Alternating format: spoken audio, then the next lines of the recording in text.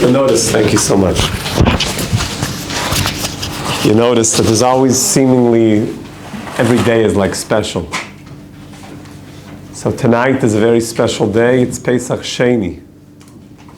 What do you mean? We had Pesach. What's Pesach Sheni? Sheni means two, the second Pesach. Some of the people here are with me for Pesach. So what is the second Pesach? Didn't we have Pesach already? Everybody went to a Passover Seder? Yeah, Baruch Hashem. Some people had two Seders. So what's Pesach Sheni? The second Passover. Well, you know, I'll tell you that sometimes a person messes up a little bit. Sometimes a person, he wasn't able to do everything that he wanted to do. He wasn't able to get the outcome that he thought that he wanted. He wasn't able to wake up on time and he missed the opportunity to do something. And he feels like maybe I missed out. Maybe I lost my chance. By the way, after 120 years when we go up to heaven, there's also a element like, oh no, maybe I missed out and didn't fully get what I was supposed to do in this world. So Hashem says, there's something called the second chance. Pesach Sheni is the holiday of the second chance. When you thought you messed up, you have another chance. There's still hope. There's a reincarnation. Now, it's interesting because this section of the Torah, it's in Baal Yischa, wasn't supposed to be there. It was only because there were people that came to Moses and they said, these are the words, blaze these words into your heart. Lama nigara. Why should we be any worse? Help us. I'll tell you why, Moses, we weren't able to do the Passover Paschal offering. During the first Passover, we were impure. We had contact with the dead. And somebody who's impure, they can't bring the Passover offering. But we want to. We weren't able to do something, but I need to, I want to. I know I missed my opportunity, but please. Now Moses could have just said, yeah, but so next year. We can't wait for next year. We need this year's Pesach.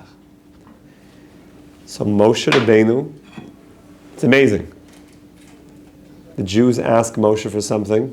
Moshe says, Rega, let me just ask God. And the Torah goes and describes that Moshe immediately addresses God, and then God says, there will be a concept called the second chance. There's always a second chance. There's always a second chance. And this was hinted to in the beginning of the creation of the world. Because what's the first word of the Torah? Bereshis. Bereshis means in the beginning. But how do you spell Bereshis? Bet Rashid. Bet Reshit, which means Beis. What's the numerical value of Beis? It's the second letter of the alphabet. Aleph is 1 and Beis is 2. So Beis, and what does Reshis mean? Beginning. Beis, there's always another time for a beginning. There's always a second beginning. Can always begin again. Begin again now. So specifically tonight, this very powerful energy coming into the world, vibes, very powerful energy of whatever you think happened in your life so far. You feel like I might have messed some stuff up, or maybe, I wish it didn't go that way. And there's always reasons why things happen, but we have to do our part. Tonight, and really goes into Shabbos, the energy of it, is a very, you don't say Tachanun, very powerful energy of Hashem. I want another chance. The gates open up. It's also the sphere of Hoid begins. The gates open up, and you can completely change your destiny. It's also the Lulao Rabbi Malanés, right? Malanés is... I think somebody told me it was tonight. So Rabbi Meir. A mer. The mer. So this is a big, mer means ore. It's a very, very big ore coming down. A tremendous ore coming down. Tonight. Starting tonight. Okay, this is Pesach Sheni. Lama nigara. Remember those words. Lama nigara. Why should I be any worse? Why should I be any worse? Okay, my friends, any questions on Pesach Sheni? People have the custom of eating matzah, you'll notice tonight. Tonight, tomorrow, specifically tomorrow, they're going to put matzah downstairs. They say, what? Maybe they just found an extra box, so they put the matzah out there. And then you realize, same thing next year. It's funny, why on the 14th day of Iyar, there's just it's a funny day, they just find that extra box of matzah that never got finished. Because they're hinting to anybody who might not have eaten his matzah properly on Passover, here's another chance. And it's interesting because you can have matzah and chametz on Pesach Sheni. Matzah and chametz. So everything is coming together. You can't, halachically, you don't eat it together in the times of the Pesach Sheni. But nowadays we have matzah and I have this bread on the table. This is Pesach Sheni. It's another chance. We need another chance. Hashem, please. Until we fall. We fall down, we get back up. Right? Okay, we fall, but we get back up. Yeah, brother. Is this connected to Yom Kippur at all? Of getting another chance for the new year, or is this different? It's anytime that you have something of another chance, another opportunity, you're going to see days that will correspond. So yes, there's a Yom Kippur energy. Pesach itself is a Yom Kippur because Pesach is called Shabbos. You should count from the day after Shabbos. That's how we know Sfiras HaOmer. Pesach is called Shabbos. Passover is called Shabbos. You know what Yom Kippur is called? Yom Kippurim. It's called Shabbos Shabbosim. Yom Kippur is called Shabbos squared. Shabbat Shabbaton. So there's a Passover has the Shabbos. Yom Kippur, this is Pesach Sheni. It's also Shabbos. It's like another opportunity for cleansing. Yom Kippur is cleansing. Cleanse, P'siyat D'Shmaya. It's going to be a big, big day. So it's a great day just to take advantage of the day. Do a lot of prayer. Whatever in your life seems to relate to, I could have used a second chance. Every person can apply that to whatever stuff is going on in their life. Yeah, could have used a second chance. I'd like to get back something that I did. So use this day, Pesach Sheni. It's the holiday, the second chance. You said something to somebody that wasn't so nice to them, a boy, a girl. It's your second chance. And they're like, we're never talking again. So now's the time to say sorry again. This is the holiday, the second chance. As you thought that it had to look one way, it doesn't have to look one way. Your destiny could shift. You can shift your destiny. This is Pesach Sheni. And it wasn't even in the Torah. The entire holiday was birthed out of the yearning of the Jewish heart. Of please, please give us a second chance. Please give us a second chance. And Beis Reishis, Hashem said, I put this into the creation. It's already in the fabric of the creation. Just grab onto it. Just grab onto it. There's always another chance. There's always another chance. Just pick yourself up. Pick yourself up, soldier. There's always another chance.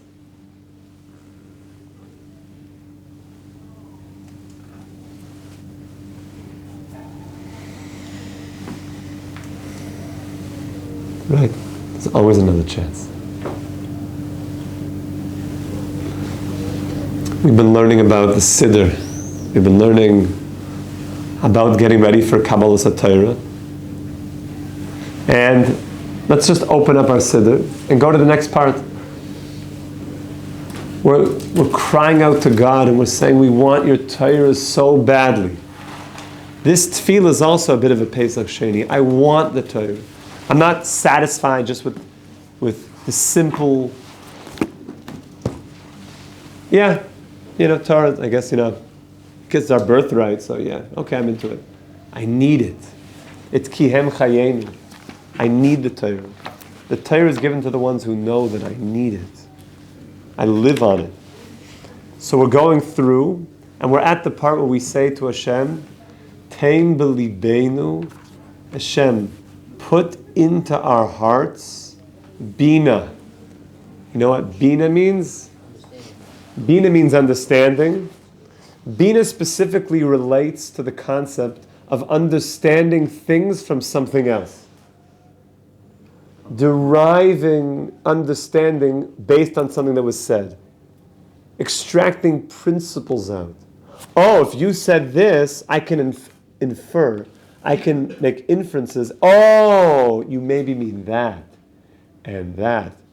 Oh, and that. That's called lavin davar mitoch davar. So I want the Torah, but I want a heart that understands the Torah. When you say something in the Torah, Hashem, now I really can see, what did you really mean in the Torah? I start making connections, like one thing to the next thing, to the next thing, to the next thing, the next thing. If somebody tells you something, and by the way, this doesn't only relate to when you're learning Torah, it means you're speaking to a friend. So a friend says something to you, and you're able to see what he really meant. You ever have somebody say to you, like, bro, you think we could talk? It's like, I'm like totally busy right now, talk you call my secretary, we'll book something. Like, I got you. What was he really saying? Needs you. He doesn't want to talk. What's that? It means he doesn't want to talk. He doesn't just want to talk. It means I'm like struggling major. I might need you to like save my life. I might really like need you because there's like stuff going on that like it wasn't just about like, not if I just like catch up on like something. He didn't mean like where he's holding in the latest episode of, I don't know, You or Lost or whatever the shows are nowadays. It meant like I got stuff going on that I really need to bring you in to my world.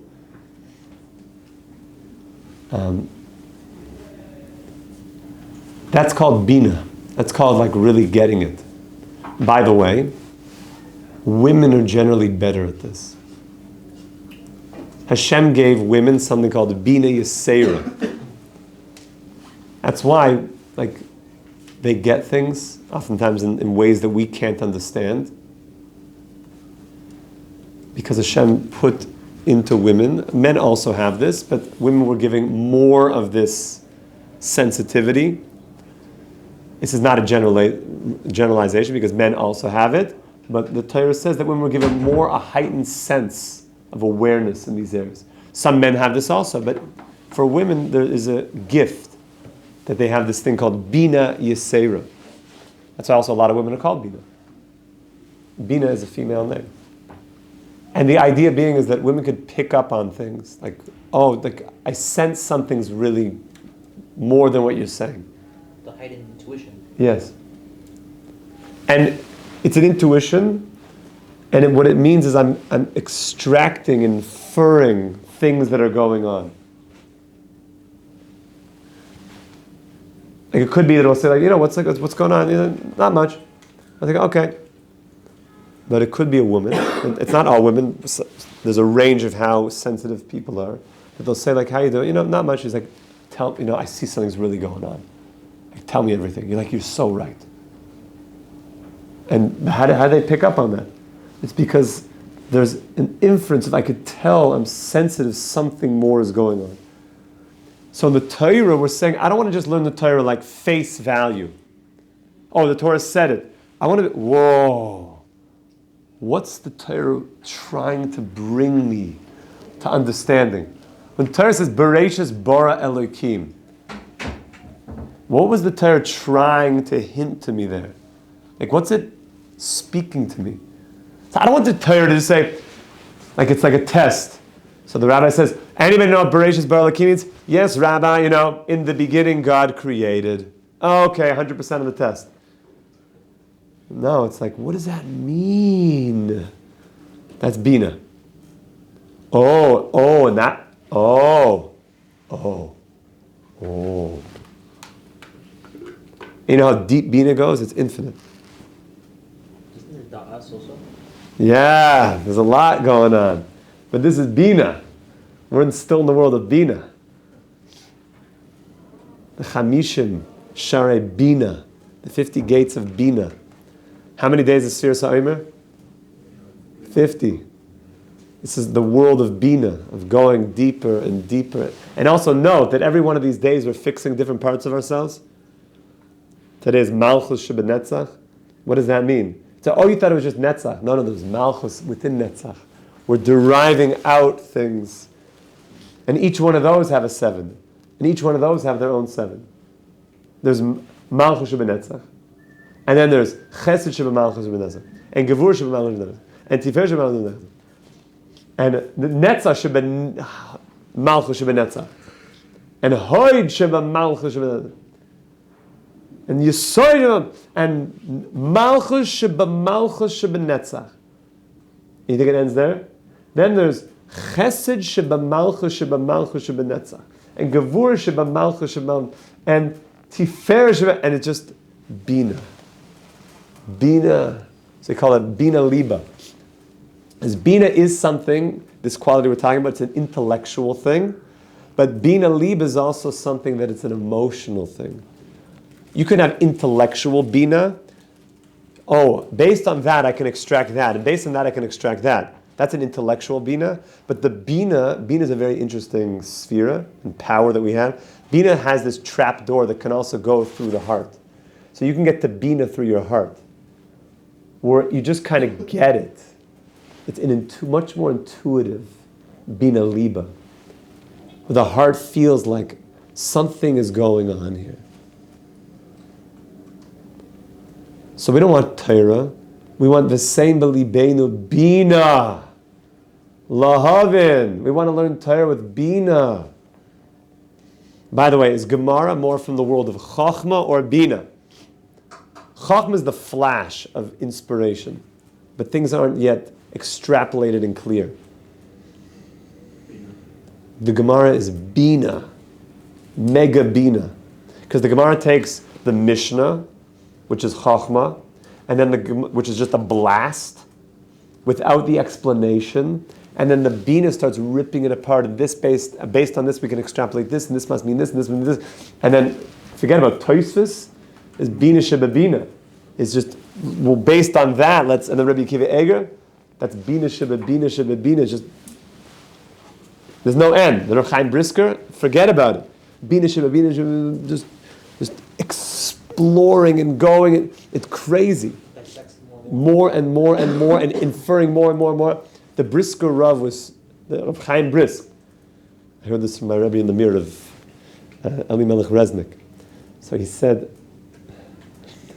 it's famous, Rav Chaim Brisk was a very deep thinker. He would go so deep down the rabbit hole of Bina, of that this must mean this, just like a SpaceX journeying through the outer dimensions of Torah. If this means this, and this means this, and then with all the Torah in front of him, that's going to make problems with this, that's going to make problems with this, but then we could solve it with this, but that's going to make this problem. And his brain was working so hard, just flying through the world of Bina, that he needed quiet places sometimes. And at one point they couldn't find Reb Chaim Brisk. They didn't know where he was. And everyone was looking for him. And at one point they felt like they heard maybe something in the kitchen, like some sound of something, and they looked by the oven. There was a big oven. And they opened the oven. They saw Reb Chaim Brisk was inside the oven, because it was the only quiet place that he could have to just completely, his brain was just diving into like there's a world out there. Now, by the way, if you think that this is something that was like away from the world, he did so much loving kindness. He turned his house into a place where the homeless would come and live. He barely had any privacy, ever. Always leave his door open, no? His door was open. There was like, like notice boards, like in community centers. They had that up in his house everywhere. People like sleeping on the couch and here, and like someone asked, like he'd go around like just like saying hi to people and this, and they didn't even know like he owned the house. Like they didn't know. It was just some of the guys thought they were like the balabayas. Like no one even like kind of knew. It's like I've already been here a while. Like people went to other people as like that was his house. It was just. They say it wasn't in Reshus HaRabim. Reshus HaRabim means a public domain because there's like rules in public domain. It was just for everybody. Just give home to the people. That's one of the things that you see by the greats within the Torah giants in the Jewish world is huge level of scholarship, of the brain power, of how much they knew and how deep they were. And the corollary was so much humanness, so with the people. Show me that in the world. People who know everything and so deep and are just so human, so relatable. People who gave their life to humanity just to help. So we want some of that stuff. We want some of the Reb Chaim. We want the Bina in our Torah. We don't want to just learn the Torah on a superficial level. We want the Torah deep, deep, deep. And also to ask yourself, when you learn Torah, so what does this mean? And what does that mean? And what is based on that? What does that mean? And how can I apply this to my life? So as we're marching towards Mount Sinai, daven every day. Hashem, please, tein b'libeinu bina. Give me bina lahavin, and we'll get to what it means lahaskil. Get ready for that.